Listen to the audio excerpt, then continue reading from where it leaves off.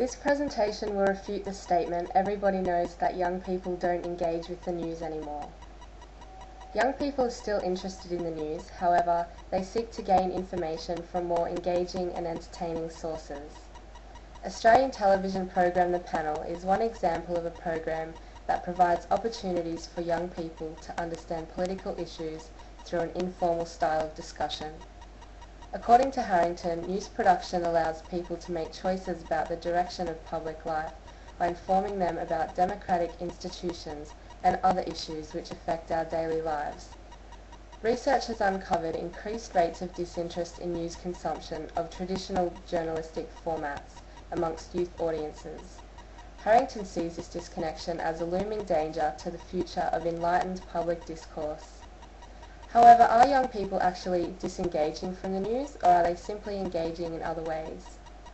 Studies of news consumption patterns have focused on traditional journalism and news genres, but when we consider news as a product instead of a genre, we can identify that news can be presented in different formats. Political news presented in current hybridized formats such as The Panel, which blends entertainment and information, allow young people to be informed and engaged. Saunders identifies forms of citizen journalism, for example blogs and YouTube. These are forms of news production relevant to young people, which allow them to engage with news by posting their own opinions of current issues online for comment. While journalism is seen as the fourth estate that keeps a check and balance on politics, blogs act to keep a check and balance on journalism. From this perspective, blogs are a form of redactive journalism, a term Saunders uses to describe making sense of information that is publicly available. Sternberg refers to the appeal of certain 1990s programs to Generation X, based on their capacity to create a new, alternative style of youth-orientated current affairs by the hybridizing and fracturing of traditional genres.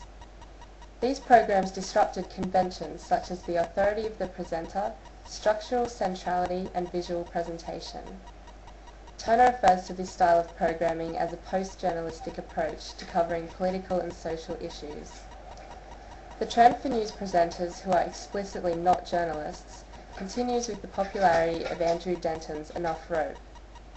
The discussion format of The Panel provokes the audience to question matters further by bringing certain issues into consciousness. Rather than presenting objective journalistic information, Harrington's analysis of The Panel identifies how the program has the ability to equip its audience with the discursive tools to facilitate their own discussions of news and current affairs. The potential of this forum for discussion reflects Hartley's perception of how the public sphere functions to empower people to gain the information necessary to participate fully as citizens in his 2002 book, Communication, Cultural and Media Studies, The Key Concepts. Harrington refers to the capacity of The Panel to create a bridge between macro-politics, which requires elitist knowledge, and micro-politics and interpersonal discourse. Another source of news consumption for young people is the Internet. The choice to undertake further research reflects Fiske's perception of the knowledge-enabling rather than informational character of current affairs journalism. In conclusion, the youth audience is not disengaged from political interests, but seeks dialogue between a number of different voices and perspectives. Hybridized programming such as The Panel provides an alternative for youth audiences by offering entertainment and information value and stimulating critical thought and debate.